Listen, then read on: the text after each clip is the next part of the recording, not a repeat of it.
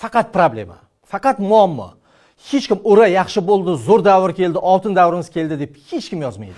Demokratiya o'zi nima uchun kerak?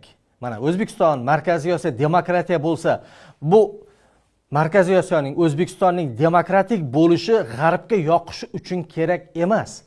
Demokratiyaning mutaxassisligi shundan iboratki, saylovlar bor, so'z erkinligi bor, hokimiyatlar bo'linishi bor, sud hokimiyati mustaqil bo'ladi. Demokratiyalarda qarasangiz, Fransiyaga boring, Amerikaga boring, Yaponiya yoki Janubiy Koreyaga boringdan televizorda, radioni qo'ying, gazetani oching, bitta narsani ko'rasiz. Faqat problema, faqat muammo. Hech kim ura yaxshi bo'ldi, zo'r davr keldi, oltin davrimiz keldi deb hech kim yozmaydi. Demokratiyaning mutaxassisligi muammoni ilg'ash, siyosiy maydonga olib chiqish va uni yechim izlash, aktuallashtirish.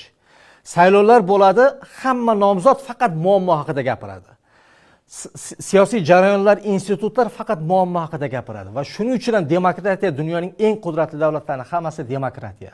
Bor ba'zi bir 3-4 ta davlat bor, gaz bilan neftni yeb yotgan, boy bo'lgan, lekin diktatura yoki avtoritar bo'lgan davlatlar bor. Ular istisno.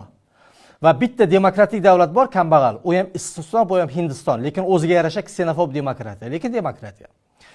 Qolgan demokratlarning barchasi dunyoda eng katta milliy boylik yaratgan demokratiyalar. Demokratiya bo'lsa, xalqning aytgan, degani degan bo'ladi. Bitta odam bilan kelishib bo'lmaydi, bitta siyosiy kuch bilan kelishib bo'lmaydi. Xitoy bo'ladimi, Rossiya bo'ladimi, xalq bilan kelishadi. Xalq hamma joy mana Toshkentga yig'ilib olib kelishmaydi. Lekin xalq istagancha siyosiy partiya ochar ekan, istagancha siyosiy jarayonlarga ta'sir qilar ekan, chunki siyosiy partiyalarni o'yindan chiqarib bo'lmaydi undan keyin, demokratiya bo'lgandan keyin. Demak, xalq bilan kelishilgan bo'ladi, siyosiy partiya va parlament bilan kelishilsa. Va prezident o'zi aytadiki, men bu ishga bormayman, chunki agar bu narsaga rozi bo'ladigan bo'lsam, keyingi saylovlarda yutqazib qo'yaman deydi. Chunki uni muxolifat ko'taradi, uni ommaviy axborot vositalari ko'taradi. Ya'ni millatni, xalqni, davlatni qudratli qilishning vositasi bu demokratiya.